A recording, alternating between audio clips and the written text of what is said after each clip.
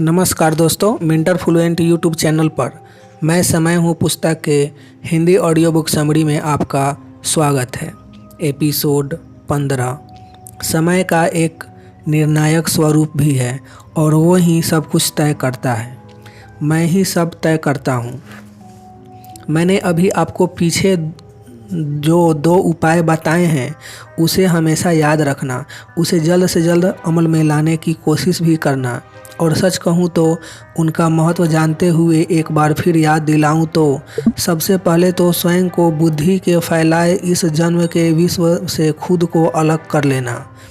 और दूसरा कहूँ तो अपने होनेपन का महत्व जान हमेशा सिर्फ उसके साथ रहना, यानी अपने होनेपन का जिस वस्तु से मिलन हो उसे ही और उतने ही समय के लिए अपने विश्व का हिस्सा मानना। चलो, यह बात तो आप अमल में रखना शुरू कर ही देंगे। अब आगे मैं आपको अपनी परम सत्ता से मिलवाता हूँ, जिसे जानकर शायद आपके अपने जीवन संबंधी काफ़ी कन्फ्यूजन पूरी तरह दूर हो जाएंगे। लेकिन बात थोड़ी गहरी है, इसलिए मेरी इस परम सत्ता को बड़े ध्यान से समझना। चौंकना मत। मेरी परम सत्ता यह है कि कब किसका क्या करना यह सब मैं ही तय करता हूँ, और मेरे चाहे अनुसार बढ़ने में ही आपकी भलाई है। और इस लिहाज से आप इसे मेरा निर्णायक स्वरूप भी कह सकते हैं। क्या बात करते हैं आप? यदि ऐसा है तो हमें कैसे पता चले कि आप क्या चाह रहे हैं? हमने तो कभी आपको बोलते सुना नहीं। अब मेरे बोलने में आवाज़ थोड़े ही होती है जो आप कान से सुनेंगे। मैं अदृश्य हूँ और मेरी बात समझने हेतु आपको मेरी अदृश्य भाषा ही अपनी गहराइयों में समझनी होगी। हाँ, यह अवश्य स्पष्ट कर दूँ कि आपकी भलाई कब और क्या करने में है। उस हेतु मैं सीधे तौर पर आपको इशारे करता ही हूँ, लेकिन आप ना तो मेरा इशारा समझते हैं और ना ही मुझे तवज्जो देते हैं, क्योंकि आप सारे निर्णय अपनी बुद्धि पर छोड़ बैठे हैं। आपके जीवन के सारे निर्णय वही करती चली जाती है। अब उसकी समझ ही क्या, उसे मालूम ही क्या, उसकी पहुँच ही कहाँ तक। 2-4 किताबें पढ़ ली, 10-20 अनुभव कर लिए कि बस। अरे, मैं सृष्टि में सबसे पहले अस्तित्व में आया हूँ। ब्रह्मांड ही नहीं, मनुष्य जीवन के भी सारे उतार चढ़ाव का मैं गवाह हूँ। या कहूँ कि मनुष्य के जीवन के सारे उतार चढ़ावों का एक मैं ही जिम्मेदार हूँ तो ज़्यादा ठीक होगा।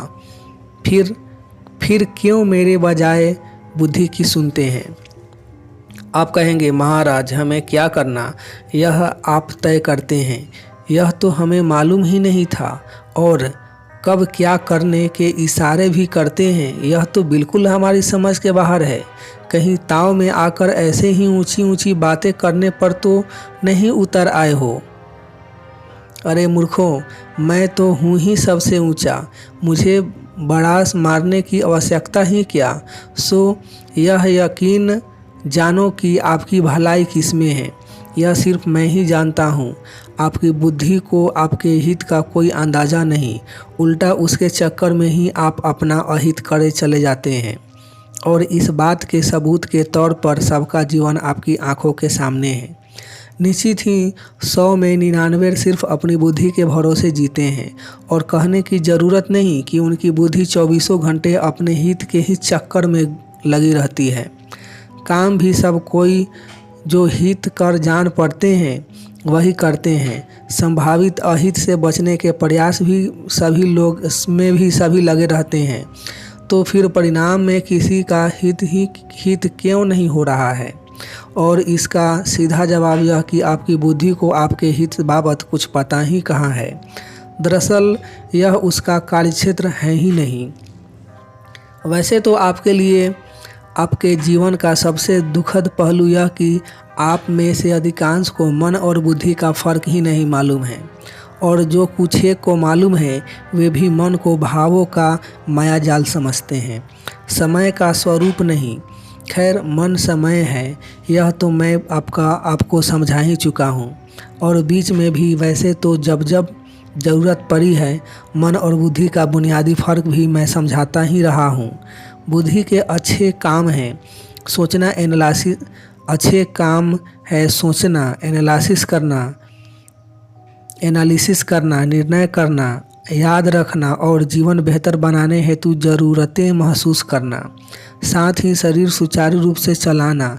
वही दूसरी ओर बेकार की चीज़ें याद रखना, स्वार्थ में निर्णय करना, ज़्यादा सोचना, अनावश्यक एनालिसिस करना आदि बुद्धि के गुणों का दुरुपयोग है। बुद्धि के साथ सबसे बड़ी दिक्कत ही यह है कि यह लाख गुनी होने के बावजूद इसका ज़रूरत से ज़्यादा उपयोग खतरनाक हो जाता है। इसको एक लिस्ट से ऊपर का महत्व देना जीवन का सत्यानाश कर देता है। और आज के बाद आप भी गौर करना कि ज़्यादा सोचने वाला या हर बेकार की बात याद करने वाला जीवन में कभी कुछ नहीं कर पाते हैं, और बात बात पर एनालिसिस करने वाले की गति तो तरस खाने लायक हो जाती है। चलो, ये सब तो सामान्य बातें हुई, और इस संबंध में मैं पहले भी बहुत कुछ समझा ही चुका हूँ। सो अब सीधे बुद्धि की उस खतरनाक सत्ता की ओर इशारा करता हूँ जिसका दुरुपयोग ही आपके जीवन का सत्यानाश किए हुए है, और वह है बुद्धि की निर्णय करने की शक्ति। यहीं आकर मनुष्य को सबसे ज़्यादा सजग रहने की आवश्यकता है, क्योंकि बुद्धि अपनी निर्णय क्षमता से ही मेरे तल पर उभर रहे भावों को दबाती रहती है, और इसके बड़े ही गंभीर परिणाम मनुष्य को भुगतने पड़ते हैं। सच कहूँ तो यही मनुष्य की दुर्दशा का सबसे बड़ा कारण भी है, क्योंकि बुद्धि मन को कितना ही दबाए पर अस्थायी तौर पर मन में उभरे भाव कभी नहीं दबाए जा सकते हैं। अतः वे और भी विकृत होकर निकलते रहते हैं, और यही विकृति आज के मनुष्य की सबसे बड़ी परेशानी है। ठीक है, निर्णय की क्षमता बुद्धि के पास है, लेकिन मेरे तल पर उभरे भाव दबाना बुद्धि द्वारा अपने को मिली सत्ता का खुल्लम खुल्ला दुरुपयोग है। चलो, यह भी समझ गए, पर बुद्धि पर लगाम कैसे लगाएं? यह तो बड़ा आसान है। बस स्वाभाविक होकर जीना सीख जाएं, साथ ही अपने स्पॉन्टेनियस निर्णय पर भरोसा करें। बस ये दो बातें अपनाते ही बुद्धि के तमाम इंटरफियरेंस पर ताले लग जाएंगे। वहीं बुद्धि की इस निर्णय करने की क्षमता का दूसरा दुष्परिणाम बताऊं तो कई बार आप मेरे इशारे समझ भी जाते हैं, परंतु बुद्धि अपनी निर्णय क्षमता के बल पर अपने को अमल नहीं करने देती है, और मेरे इशारों की भाषा कहूँ तो इंट्यूशन, स्पॉन्टेनिटी वगैरह वगैरह इसमें शामिल होते हैं। और आपकी साधारण भाषा में कहूँ तो बस ऐसे ही या यूं ही यह करने का मन कर रहा है वगैरह वगैरह। मेरी इस बात को अलग तरीके से समझाऊं तो जिन कार्यों को करने के आपको कारण मालूम है वे सब आपकी बुद्धि के दिखाए रास्ते हैं, और उनसे बड़ा लाभ कभी नहीं होगा। लेकिन जो कार्य करने का कारण नहीं मालूम, या कहूँ कि जिस कार्य को करने का एक ही कारण है कि मज़ा आ रहा है, वे मेरे इशारे पर किए जाने वाले कार्य हैं, और एक दिन उसके बड़े ऊंचे परिणाम अवश्य आते हैं।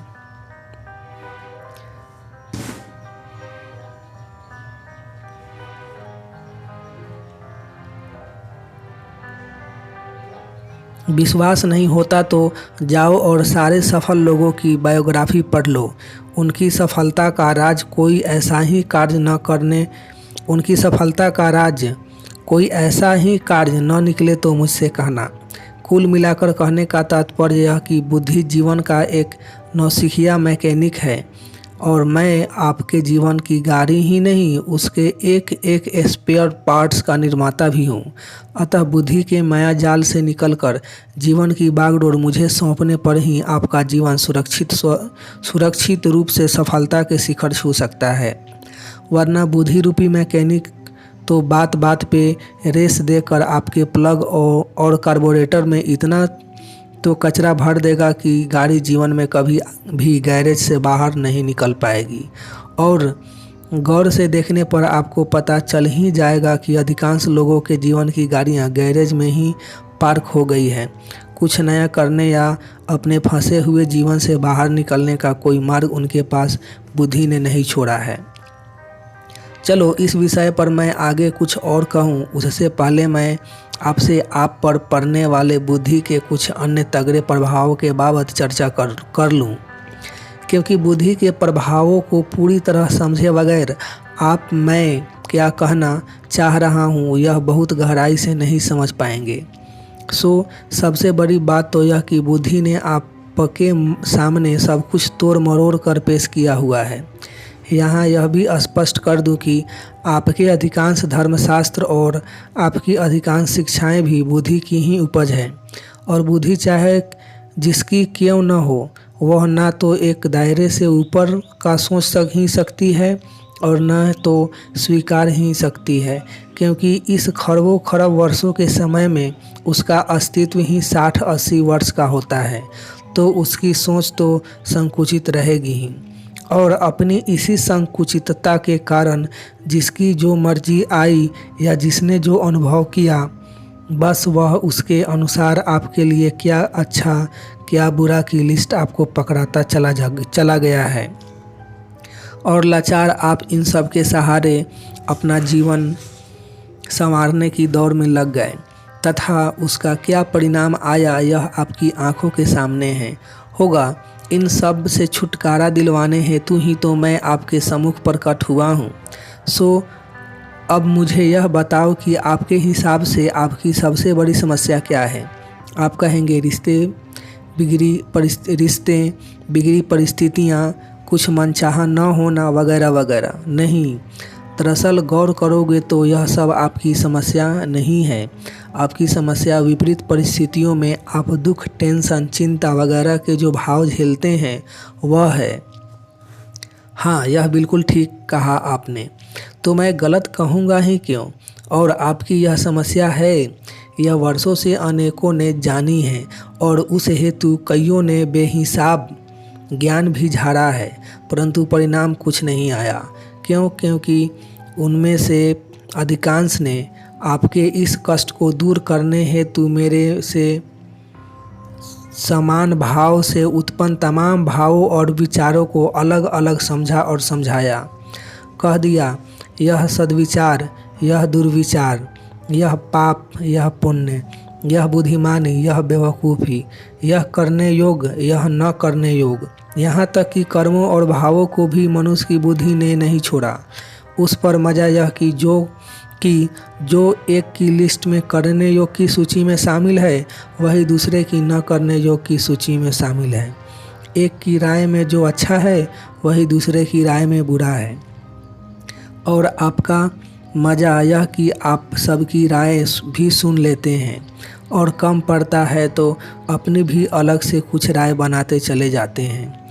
और फिर इतना ही नहीं, समय के साथ उन रायों को इतना तो दृढ़ बना लेते हैं कि फिर उसी दायरे में जीवन को बांधकर आगे बढ़ाने को मजबूर भी हो जाते हैं। बस इसी ने आपके जीवन का सत्यानाश कर रखा है। कुल मिलाकर कहूँ तो जीवन को बर्बाद करने हेतु एक आपकी बुद्धि कम पड़ रही थी, तो आपने हजारों आदमियों की लगाई बेकार की बुद्धियों को और अपना लिया है। जबकि इसके विपरीत मैं, जिससे यह ब्रह्मांड और मनुष्य ही नहीं मनुष्य के भाव व कर्म तक निर्मित हैं, वह सबको बराबरी पर अपनाए इस जहाज़ को चला रहा हूँ, एकदम पक्षपात रहित। न मुझे कुछ प्रिय न मुझे कुछ पाप, सब मेरे यानी समय के रूप हैं, और मैं अपने ही रूपों में भेदभाव करूं तो कैसे, मैं भेदभाव वाली दुनिया बनाऊं भी तो कैसे। और मज़ा यह कि एक मनुष्य को छोड़ मेरी बनाई कोई भी वस्तु आपस में भेदभाव नहीं करती। सूर्य रोशनी दे रहा है तो सबको बराबर पर दे रहा है। अच्छे बुरे या पापी पुण्यात्मा या फिर हिंदू मुस्लिम का कोई भेद सूर्य नहीं कर रहा है। वह तो पहाड़, नदी, पेड़ पौधे या जानवरों तक का भेद नहीं करता, सबको बराबरी पर रोशनी दे ही रहा है। वैसे ही यदि पानी प्यास बुझा रहा तो यह भी बगैर भेदभाव के बुझा ही रहा है। इंसान या जानवर का कोई भेद उसे नहीं, हो भी नहीं सकता। जब अस्तित्व में ही सब एक मेरे कारण है तो वे क्यों किसी को अपना पराया या अच्छा बुरा समझने लगे। परंतु मनुष्य अपने को दी बुद्धि की पूर्ण स्वतंत्रता का पूरा फ़ायदा तमाम तरीके के भेदभाव करके उठा रहा है। उठाने दो, परिणाम में मेरी मार भी तो उसे खानी पड़ रही है। अरे महाराज, मार बुद्धि कहाँ हम खा रहे हैं, तो आप थोड़ा समझो और बुद्धि के ज़रूरत से ज़्यादा उपयोग को रोको। खैर यदि अब आप यह समझ चुके हो कि आपकी बुद्धि आपको कब कब व कैसे कैसे मरवाती है तथा उससे बचने के उपाय भी जहन में अच्छे से उतार चुके हो, तो मैं वह महत्वपूर्ण बात प्रारंभ करता हूँ जिसे समझाने हेतु ही यह सारी चर्चा मुझे करनी पड़ी थी। जी हाँ, मैं बता यह रहा था कि आपका हित किस चीज़ से सध सकता है यह सिर्फ मैं ही जानता हूँ, तथा आपके हित की इच्छा से भरा मैं आपको कब और क्या करना के इशारे भी करता हूँ और उम्मीद करता हूँ कि बुद्धि के दुरुपयोग पर लगाम कसना सीख कर जल्द ही आप मेरे इशारों की भाषा समझने में सक्षम भी हो जाएंगे। यदि एक बार आप मेरे इशारे की भाषा समझने लग जाएंगे तो मैं आप पर कभी आँच नहीं आने दूंगा। और आँच आने भी कैसे दूं? आँच देने वाला ही मैं ही हूँ। और जब आप मेरी सुन के चल रहे हैं तो फिर जीवन में कोई गड़बड़ नहीं, परंतु उस हेतु सबसे पहले आपको जीवन के सारे रंगों तथा प्रकृति की तमाम वस्तुओं को बिना भेदभाव और बगैर पक्षपात के बराबरी पर अपना कर चलना होगा। यानी कि एक बार फिर कह देता हूँ कि आपको बुद्धि के फैलाए मोह माया के जाल से अपने आप को पूरी तरह मुक्त कर देना होगा और अपना जीवन संवारने हेतु इतना तो आपको करना ही रहा। खैर, आगे की चर्चा प्रारंभ करने से पहले मैं आपको राज की एक और बात बता दूं। जैसा कि मैंने कहा है कि सब कुछ त्रिगुणी माया से दृश्यमान है, वैसे ही यहाँ के कण कण को मिटने तक हर पल क्या करना, इसके भी तीनों डायमेंशंस तय ही हैं और उन तीनों डायमेंशंस के बाहर कोई नहीं जा रहा, एक मनुष्य को छोड़कर। यदि आप स्वयं को भी उन तीनों डायमेंशंस में बांध ले तो आपको अलग से क्या करना, क्या न करना, क्या अच्छा क्या बुरा की सूची बनाने की कोई आवश्यकता ही न रह जाएगी। यहाँ तक कि उसी पल ये सारी बकवासी ज्ञान देने वालों से आपका ज्ञान कहीं उच्च व महान हो जाएगा, क्योंकि स्वयं को त्रिगुणी माया के उन तीनों डायमेंशंस में बांधते ही हर परिस्थिति में आपको क्या करना के बाबत आप अपने जहन में हमेशा स्पष्ट रहेंगे। अब इस स्पष्टता से बड़ी उपलब्धि इस मनुष्य जीवन में और क्या। खैर, आपकी तैयारी हो तो मैं आपको वह तीनों डायमेंशंस बता दूं। लो महाराज, यह तो आप भाव खाने लग गए। अरे, हमारी समस्या ही हमारा बात बात पे कंफ्यूज हो जाना है। हमें कब क्या करना समझ ही नहीं आता। यदि वह समझ आ जाए और वह हमेशा हमारे हित का भी हो तो हमें और क्या चाहिए। फिर तो हम सिर्फ खुलकर जीने का मज़ा न लें। अरे भाई, मैं भाव नहीं खा रहा, मैं तो यही समझाना चाहता हूँ कि आप समय के तय दायरों से बाहर जाने की कोशिश ही क्यों करते हैं। आप केवल मेरे साथ चलो, परिणाम में तमाम मुसीबतों से बचो और जीने का मज़ा लो। तो ठीक है, जब आप तैयार हैं तो मैं आपको उन तीनों डायमेंशंस के बारे में बता देता हूँ, जिसके दायरे में ही आपको हर चीज़ सोचना और करना है। तमाम मनुष्यों व उनके तमाम भावों को तथा सबके जीवन को बिना पक्षपात के बराबरी पर देखना। दूसरा, सबका विकास दृढ़तापूर्वक चाहना। और तीसरा, सबको टिकाए रखने की कोशिश करना, यानी अपने समेत तमाम मनुष्यों और वस्तुओं को जब तक आपके बस में हो मिटने से बचाने की भावना रखना। यह 3 चीज़ तय कर लो, फिर जीवन में और कुछ तय करने की ज़रूरत ही नहीं। इन तीनों का ध्यान रखते हुए कुछ भी करो, आप अपने को हमेशा मेरे साथ ही पाएंगे। यहाँ यह भी स्पष्ट कर दूं कि यह तय करे बगैर न तो आपको मेरी परम सत्ता का आभास ही होगा और ना ही आप मेरी आवाज़ सुन पाएंगे, यानी आप मेरे इशारे नहीं समझ पाएंगे। हालांकि यहाँ मैं यह भी जानता हूँ कि आप एक साथ मेरे ये तीन डायमेंशंस आसानी से नहीं अपना पाएंगे, क्योंकि आपकी बुद्धि कहेगी कि अपना विकास तो ठीक से हो नहीं रहा, उस पर सबके विकास की पचड़े में पड़ गए, तब तो बचे खुचे भी डूब जाएंगे। बस ऐसी ही स्वार्थपूर्ण घटिया सोचों से बुद्धि आपसे निर्णय करवाती रहती है, और इसलिए आपके वे सारे निर्णय मेरी चाल से मेल नहीं खाते, और उसके परिणाम स्वरूप मेरी चल रही चक्की में आप पिस कर रह जाते हैं। इस बात को यदि मैं एक फैक्ट्री के उदाहरण से समझाऊं तो किसी भी फैक्ट्री के 3 स्तंभ क्या होते हैं। एक फैक्ट्री का मालिक, एक रॉ मटेरियल सप्लाई करने वाला, और एक वो जिसे फैक्ट्री का मालिक अपना बनाया हुआ माल बेचता है। क्या कोई भी ऐसा व्यवसाय ज़्यादा दिनों तक चल सकता है जिसमें तीनों को फ़ायदा न हो रहा हो? सोचो, यदि रॉ मटेरियल सप्लाई करने वालों को घाटा पड़ेगा तो वह सप्लाई रोक नहीं देगा। यदि फैक्ट्री की प्रोडक्शन कॉस्ट से सस्ते में माल बिक रहा होगा तो आदमी फैक्ट्री बंद नहीं कर देगा, और यदि ग्राहक आपके माल से संतुष्ट नहीं होगा तो वह माल खरीदेगा कब तक? वैसे ही परिवार वाले हों या मित्र, जो जब और जितने हैं, सबका हित चाहे बगैर ना तो आपका हित सधने वाला है और ना ही कोई संबंध ज़्यादा दिन टिकने वाला है। एक सीधी बात क्यों नहीं समझते कि यह पूरा जगत एक मेरे कारण अस्तित्व में है। अतः इसका संयुक्त हित मेरी परम इच्छा है, और आपको भी टिकना हो और विकास करना हो तो मेरी इच्छा को ही अपनी इच्छा बनानी होगी। दूसरा कोई उपाय नहीं आपके पास। यहाँ यह राज की बात और बता दूं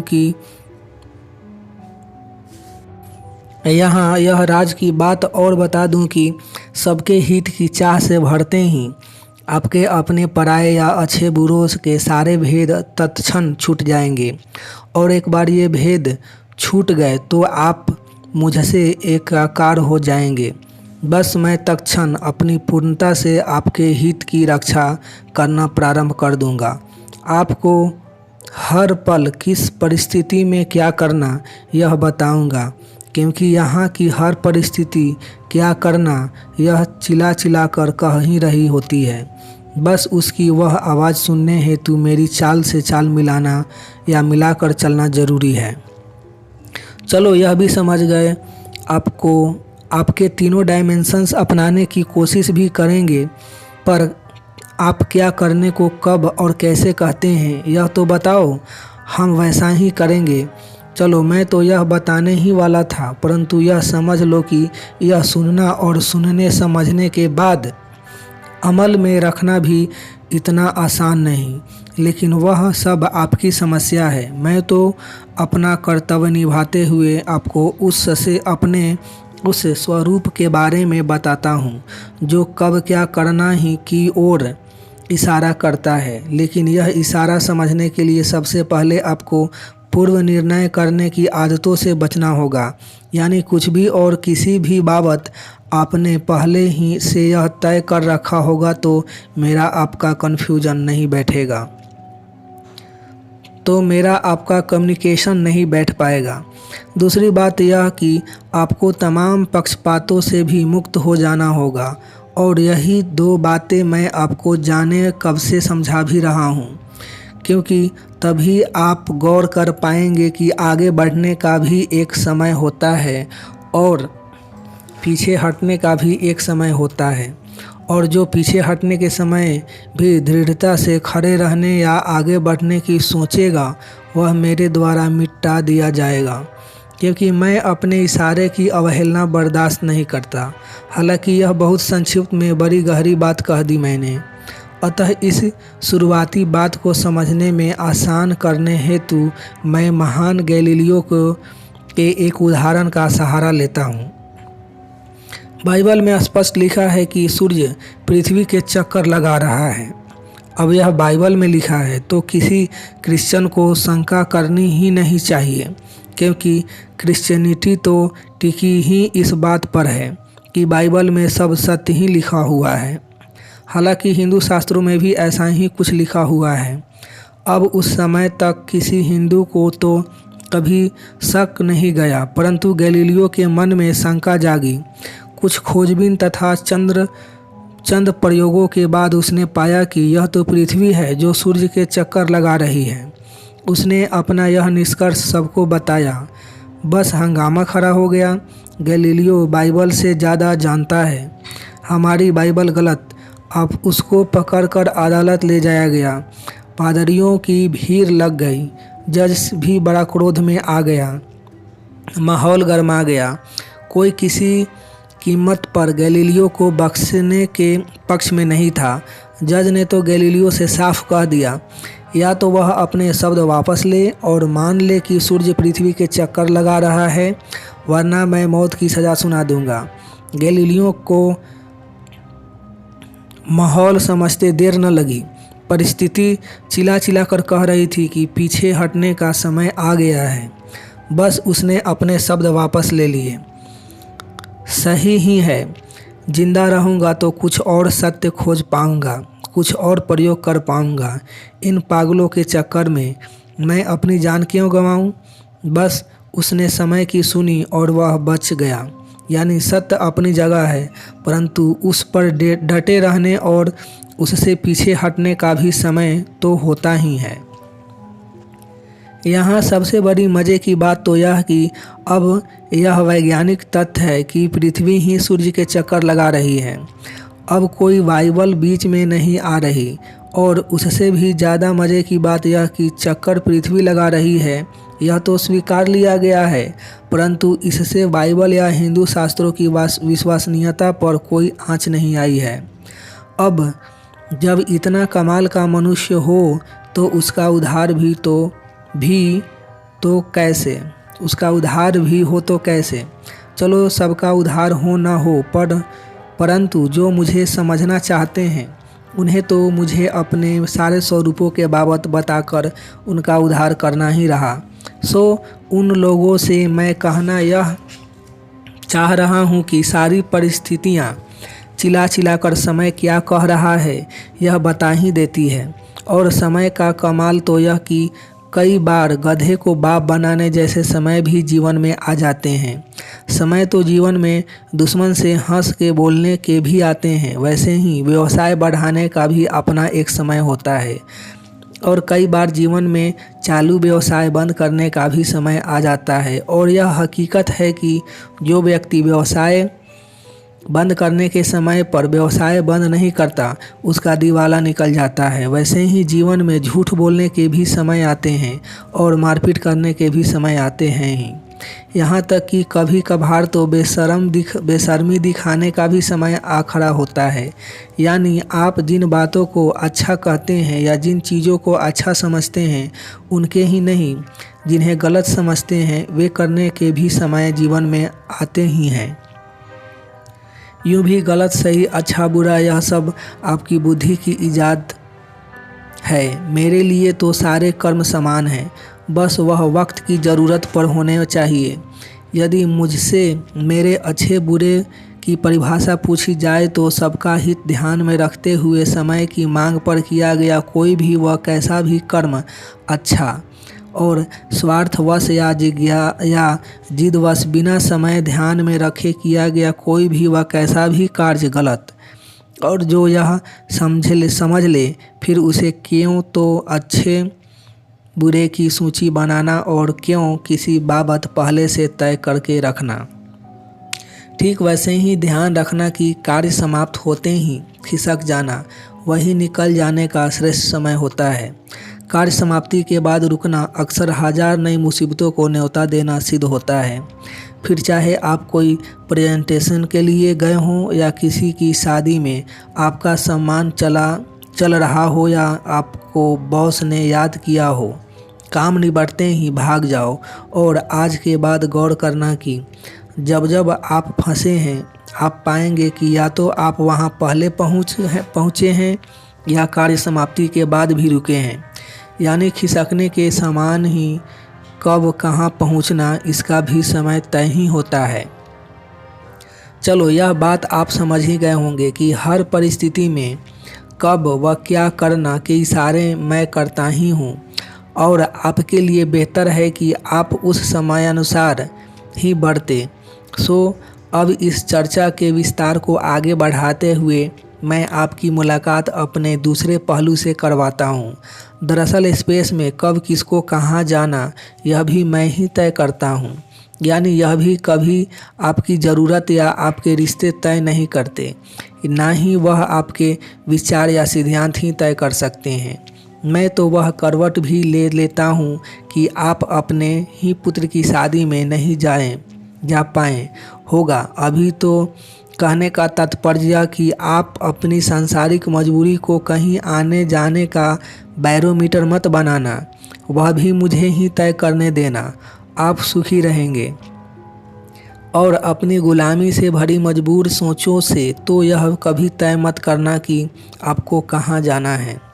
माना बात थोड़ी कॉम्प्लिकेटेड हो गई, यदि इसी बात को आपको और सरल भाषा में समझाने का प्रयास करूं तो आपको हर समय वहां होना चाहिए जहां उपस्थित होकर आप श्रेष्ठ सकारात्मक कार्य कर सकते हों। मानो आपके सामने ऐसी परिस्थिति आ जाए जहां से आपके पास दो चुनाव एक साथ दस्तक दे रहे हो। एक, आप 10-20 का बड़ा हित कर सकते हो, और दूसरा, उसी समय आपके घर पर कोई बड़ा फंक्शन हो। समय की मार देखी कि आप दो में से एक ही कार्य कर सकते हैं।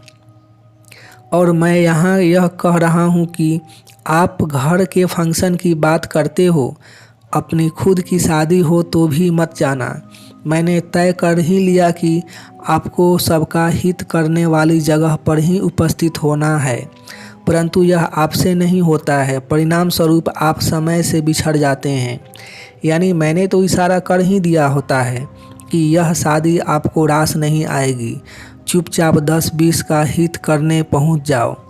आपकी इस हरकत पर आपकी शादी सामने वाला ही निरस्त कर देगा। आप बच जाओगे, वरना फिर झेलते रहना जीवन भर उस शादी को और उसके परिणामों को। खैर, मैं अपने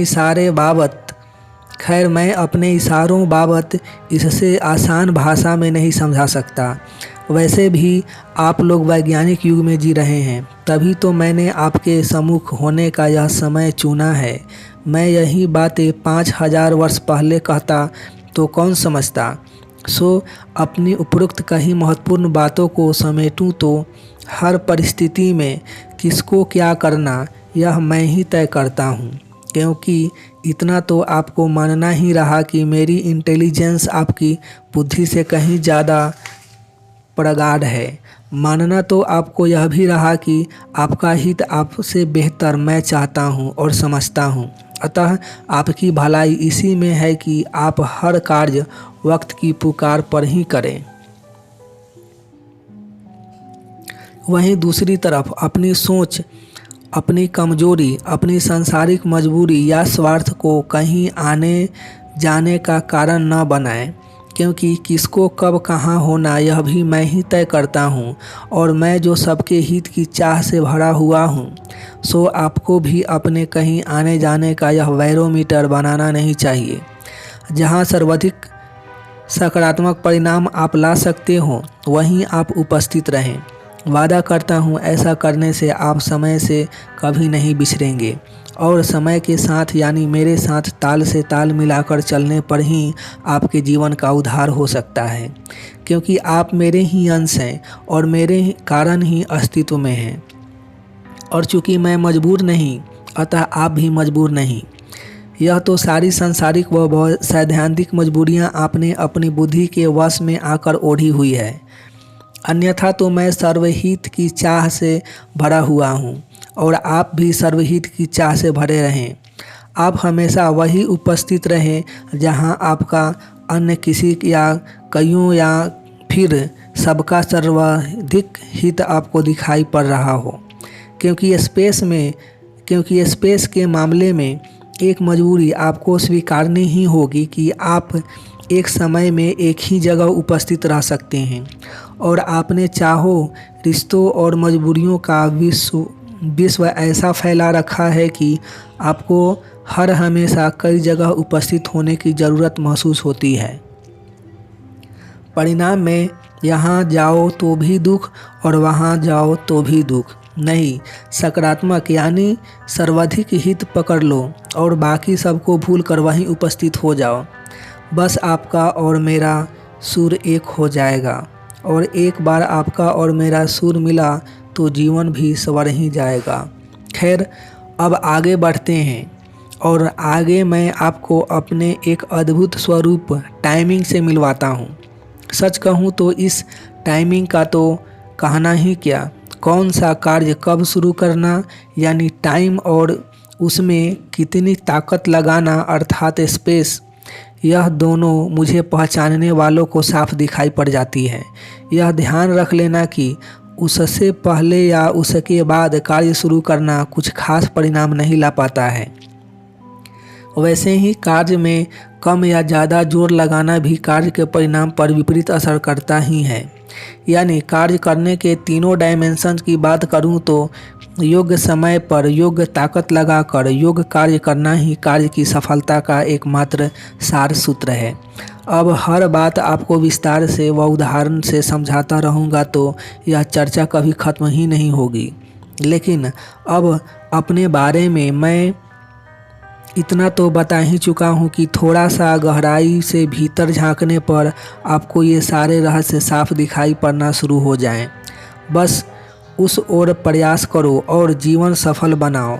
सो आगे अब मैं आपको अपने गिरगिट स्वभाव से मिलवाता हूँ। सचमुच मेरे अन्य स्वभाव की तरह मेरे गिरगिट की तरह रंग बदलने के स्वभाव का भी क्या कहना, पल में मासा पल में तोला।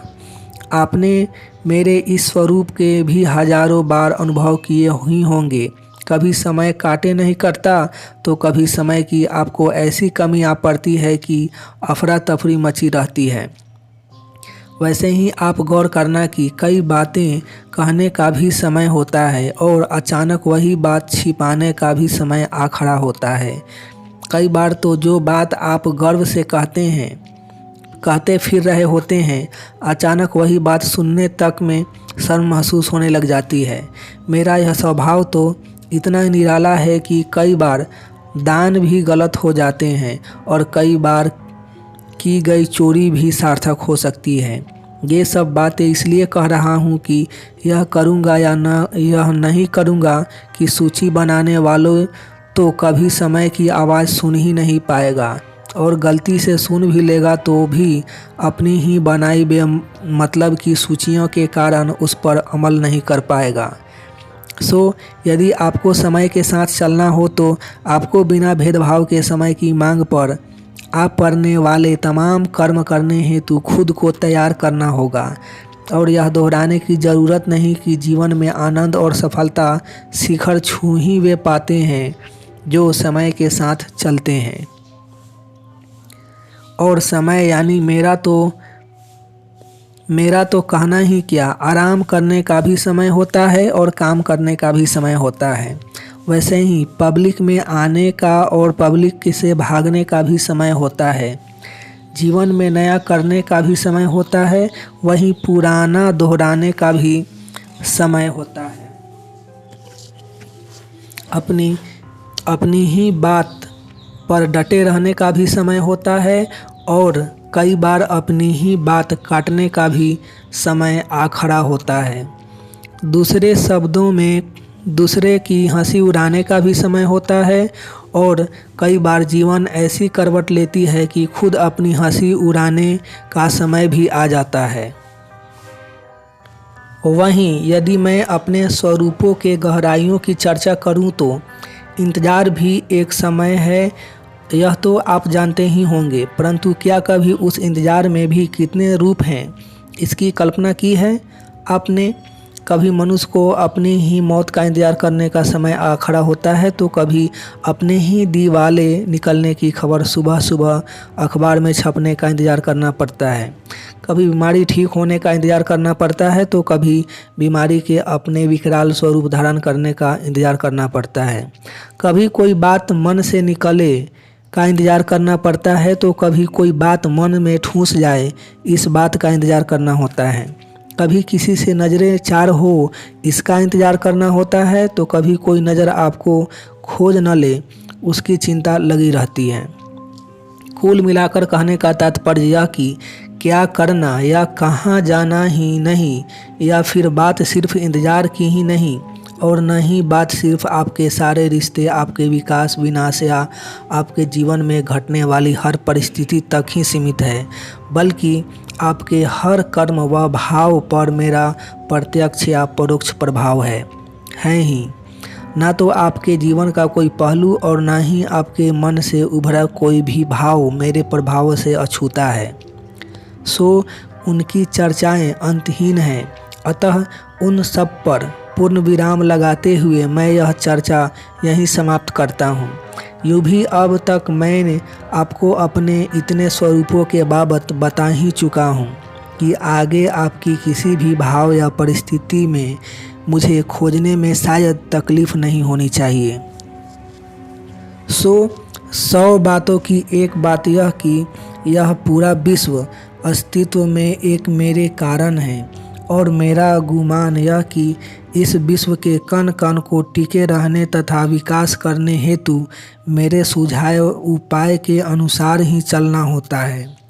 एक मनुष्य को छोड़कर कोई मेरी अवहेलना करता भी नहीं, इसलिए उनके जीवन में कहीं कोई गड़बड़ भी नहीं।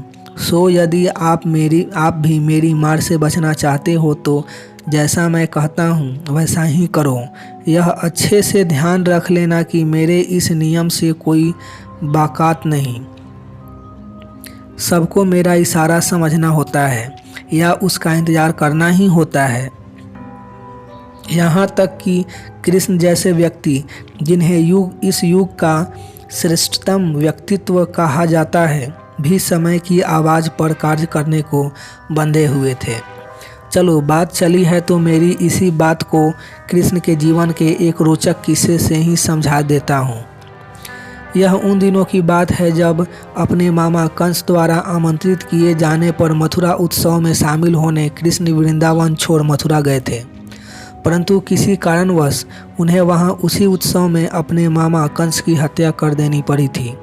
अब हत्या होते तो हो गई थी, परंतु दुर्भाग्य से कंस का ससुर राजा जरासंध उन दिनों भारतवर्ष का सबसे शक्तिमान राजा था, और निश्चित ही उससे अपनी बेटियों के घर उजड़ने का दुख बर्दाश्त नहीं हुआ। जी हाँ, जरासंध की 2 बेटियां कंस से ब्याही गई थी। बस जरासंध कृष्ण की जान का दुश्मन हो गया और उसने कृष्ण की जान लेने हेतु मथुरा पर धावा भी बोल दिया। उधर एक बार तो अपनी चालबाज रणनीतियों से कृष्ण जरासंध का हमला बचा गए, परंतु दूसरी बार जरासंध के शानदार तैयारियों से फिर धावा बोलने की खबर से उनकी घिघी बंद गई। सो कुछ दिनों की मशक्कत के बाद भी जब कोई उपाय न सूझा तो कृष्ण महाराज अपने भाई बलराम को लेकर मथुरा छोड़कर ही भाग गए। बलराम बड़े नाराज हुए। उन्हें कृष्ण का इस तरह जरासंध के डर से रण छोड़ के भागना रास नहीं आया। वे कृष्ण पर काफ़ी क्रोधित भी हुए, परंतु कृष्ण का एक ही कहना था कि अभी समय ही भाग खड़े होने का है। ऐसे में समय की न सुनकर व्यर्थ अपनी जान गंवाने का क्या तुक। निश्चित ही कृष्ण का यह रण छोड़ स्वरूप बड़ा ही मशहूर हुआ। यह सब तो ठीक, पर फिर मज़ा यह कि चर्चित महाभारत के युद्ध के वक्त कौरवों की विशाल सेना देखकर डरा हुआ अर्जुन जब रण छोड़ना चाहता था, तब कृष्ण ने उसका न सिर्फ पुरजोर विरोध किया, बल्कि मनुष्य जीवन तथा सृष्टि के तमाम रहस्यों को उजागर कर तथा उसे समझाकर युद्ध करने हेतु राजी भी किया। क्योंकि वह समय अर्जुन के लिए रन छोड़कर भागने का बिल्कुल नहीं था। तो कुल मिलाकर समझाने का तात्पर्य यह कि सवाल रन छोड़ने या न छोड़ने का नहीं है। सवाल यही है कि समय यानी मैं रन छोड़ के भागने का कह रहा हूँ कि नहीं। वैसे ही बात आप साधारण व्यक्ति हैं या कृष्ण जैसे ज्ञाता हैं उसका भी नहीं है। समय की पुकार तो दोनों को बराबरी पर सुननी ही होती है। चलो इतनी बात समझाई है तो आपको एक राज की बात और बता दूं, और वह यह कि जरा सा गौर करने से आप पाएंगे कि मैं वर्तमान में क्या करना यही नहीं भूतकाल की भी चुगली करता ही हूँ। आप कोई भी खंडर हो चुकी इमारत देखकर कह ही सकते हैं कि यह इमारत कितने वर्ष पुरानी होगी या कैसी भव्य रही होगी।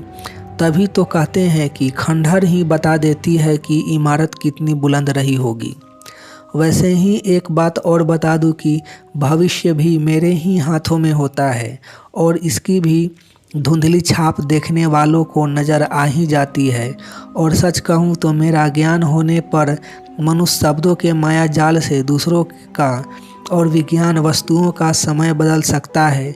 तो ऐसे में यह समझाने की ज़रूरत नहीं कि आप स्वयं भी मेरे विस्तार, मेरे स्वरूपों तथा मेरे कार्यकलापों को जानकर अपना समय बदल ही सकते हैं। और आप अपना समय बदल सके इसलिए मैं आज आपको अपने बारे में इतने विस्तार से बता रहा हूँ। और जहाँ तक शब्दों के माया जाल से दूसरों के समय बदलने का सवाल है तो उसके तो आपको कई अनुभव होंगे ही। छोटे मोटे लेवल पर कईयों ने आपके समय बदले होंगे और जाने अनजाने आपने भी कईयों के समय बदले ही होंगे। और यह सब समझना कोई बहुत मुश्किल भी नहीं, क्योंकि मैं क्या हूँ कुल मिलाकर आपके लिए तो मैं आपका मनरूपी कंप्यूटर ही हूँ। वहाँ के डेटा बदले नहीं कि मेरी गति परिवर्तित हुई नहीं। थोड़ा समझे तो कृष्ण ने भगवद गीता में क्या किया। रन छोड़ के भाग रहे अर्जुन के मन में चंद डेटा ऐसे डाले कि अर्जुन युद्ध करने हेतु राजी हो गया।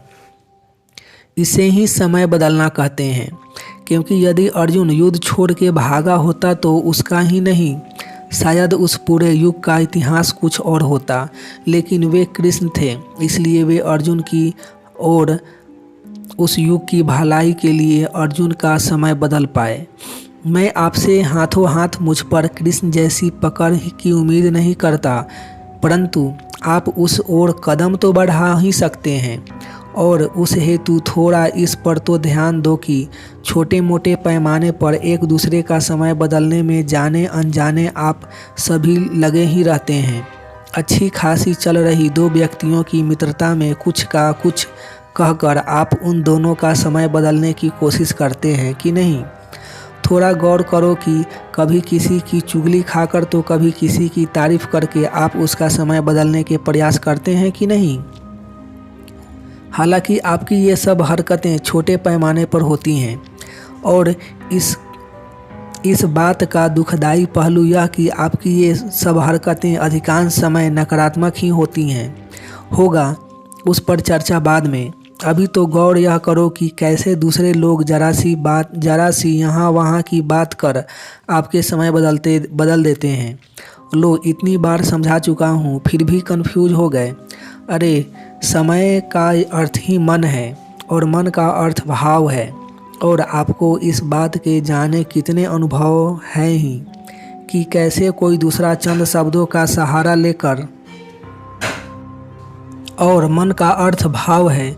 और आपको इस बात के जाने कितने अनुभव हैं ही कि कैसे कोई दूसरा चंद शब्दों का सहारा लेकर आपकी मस्ती छू कर देता है, आपके अच्छे खासे मूड को बिगाड़ देता है, यानी आपके भाव बदल देता है। और भाव बदलते ही आपके भीतर की मेरी गति परिवर्तित हो जाती है और मेरी गति परिवर्तित होते ही आपको होना कहीं और होता है और आप परे कहीं और होते हैं। अब समझे कि नहीं, अर्थात आपका समय बदल जाता है। और निश्चित ही यह सारी गड़बड़ी दूसरों को महत्व देते हुए उन्हें आपके कंप्यूटर में डेटा डालने की छूट देने के कारण होती है। लेकिन दुर्भाग्य की बात यह कि दूसरों को यह छूट एक ने नहीं सबने दे रखी है।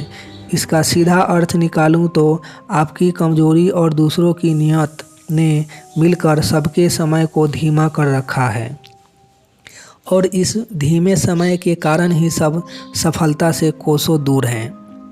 खैर, जब इतनी बात चली है तो एक और बात स्पष्ट कर दूं कि यह मनुष्य सबसे ज़्यादा जिस कारण मेरी मार खा रहा है वह मुझे बांधने के चक्कर में खा रहा है।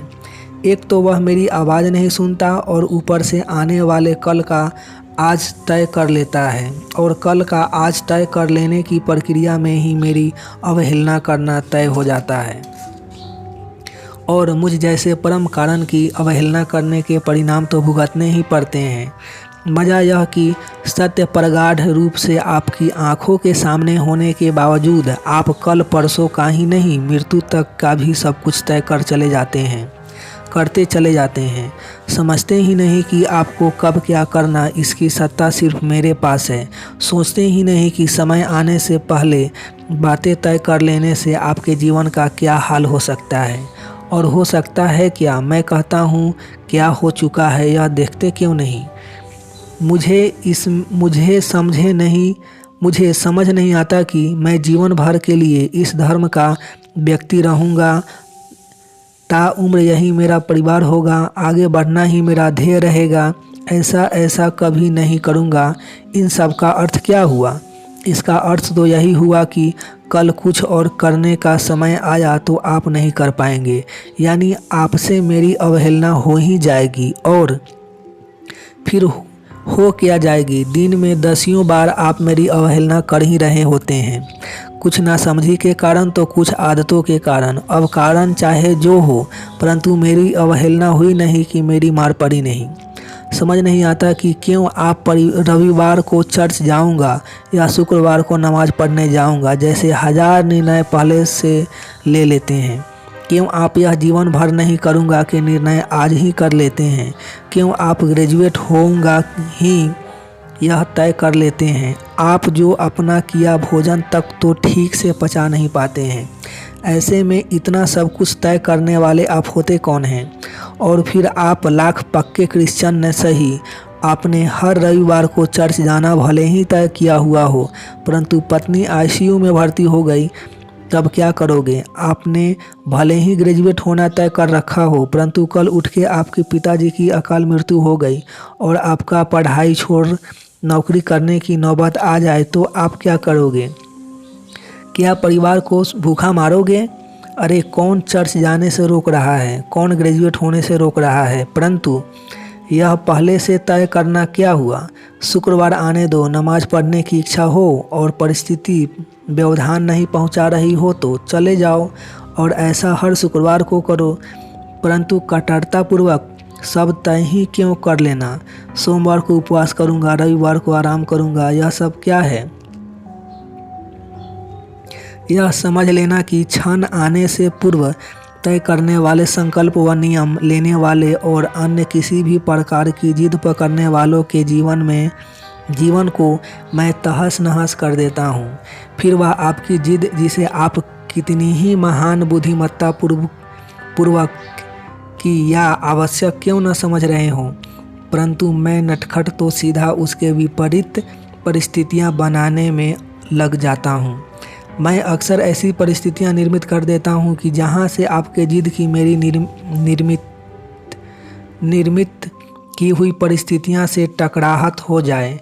जैसे आज ही कोई बड़ी बिजनेस अपॉर्चुनिटी पैदा हुई है और आज ही शुक्रवार है, जुमे की नमाज पढ़नी है, पढ़ो और जीवन भर आगे मत बढ़ो, मेरा क्या जाता है। अरे हज और जियारत पर जाने का भी क्या कोई फिक्स समय होता है? क्या आप अपने समय, संयोग व परिस्थिति के हिसाब से जाएंगे तो आपके भगवान आपसे नाराज हो जाएंगे।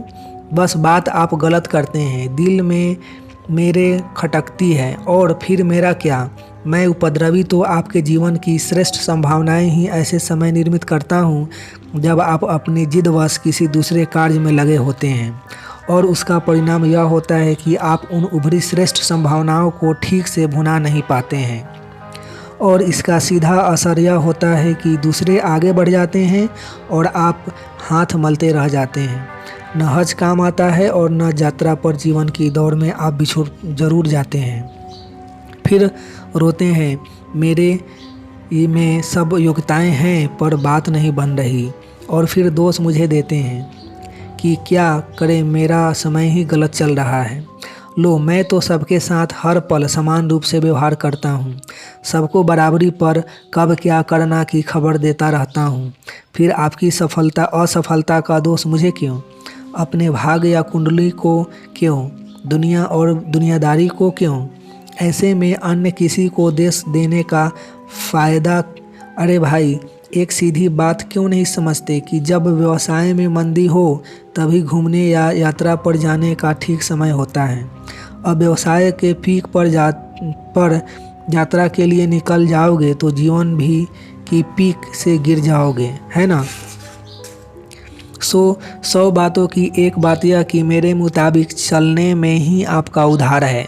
अतः जो क्षण आया नहीं उस बाबत तय करने के गंभीर परिणाम भुगतने हेतु तैयार रहना। जितना और जितने लंबे समय के लिए आपने तय कर रखा होगा उतनी ही मेरी मार झेलने हेतु तैयार रहना। मैं वादा भी कर रहा हूँ वह दावा भी कि जिद, संकल्प व सिद्धांत से चलने वालों को ना मैंने पहले छोड़ा है और ना आगे छोड़ूंगा। और यह भी बड़े गर्व से बता दूं कि मेरे खिलाफ जाने वालों को ना तो आज तक कोई बचाने आया है और न ही आने वाला है। सीधी बात यह क्यों नहीं समझते कि जब जो सब कर रहे हैं वही आप भी क्यों कर रहे हैं? क्या आप मैं जो सबके साथ कर रहा हूँ उससे राजी हैं? नहीं। तो फिर आज से ही आप अपनी सारी जिद, सारे संकल्प व तमाम सिद्धांत छोड़कर सिर्फ एक समय यानी मुझे मान देना सीख जाएं, वरना आपका कोई मालिक नहीं। मैं जो करने को कह रहा हूँ वह करो और बाकी सबकी चिंता छोड़ो। देखो मैं आपको कहाँ से कहाँ पहुँचा देता हूँ। मिलेंगे नेक्स्ट एपिसोड में, तब तक अपना ढेर सारा ख्याल रखें, लाइफ को एंजॉय कीजिए, मस्त रहिए। आपका कीमती समय देने के लिए आपको बहुत बहुत धन्यवाद।